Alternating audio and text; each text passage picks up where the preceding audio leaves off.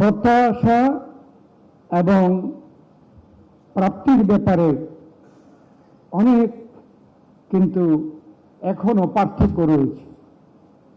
আমরা আজকে অনেক পথ বয়ে যে জায়গায় এসেছি,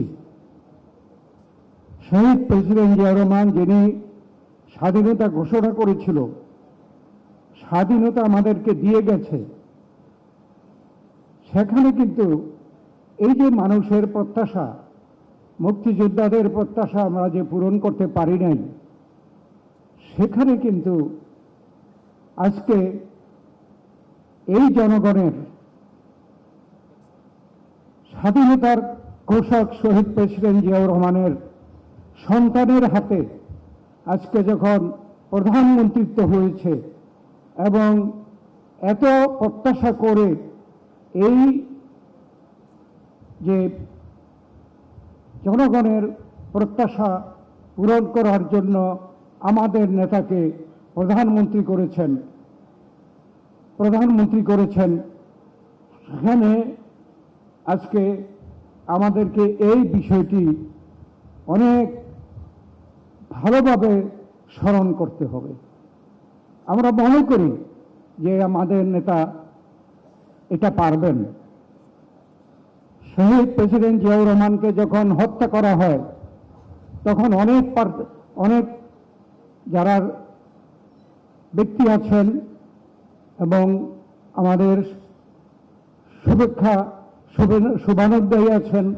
তারা কিন্তু বলেছিলেন যে minus Ziaur Rahman BNP will be equal to 0। সেখানে কিন্তু আমাদের নেত্রী, দেশনেত্রী বেগম খালেদা জিয়া এই প্রমাণ এই বাংলাদেশে রেখেছিলেন যে মাইনাস জিয়াউর রহমান কিন্তু ইকুয়াল টু 0 না। আজকে আমরা এই জনগণ কিন্তু প্রত্যাশা করে দেশনেত্রী বেগম খালেদা জিয়া যেখানে আমাদের এই প্রত্যাশাকে কিন্তু আমাদের কাছে প্রমাণ করে গেছেন যে minus Ziaur Rahman is not, Bangladesh জাতীয়তাবাদী দলের মানুষের কাছে মাইনাস জিয়াউর রহমান কিন্তু এটা প্রমাণ করেননি, বরং বেগম খালেদা জিয়া প্রমাণ করেছেন মাইনাস বেগম জিয়া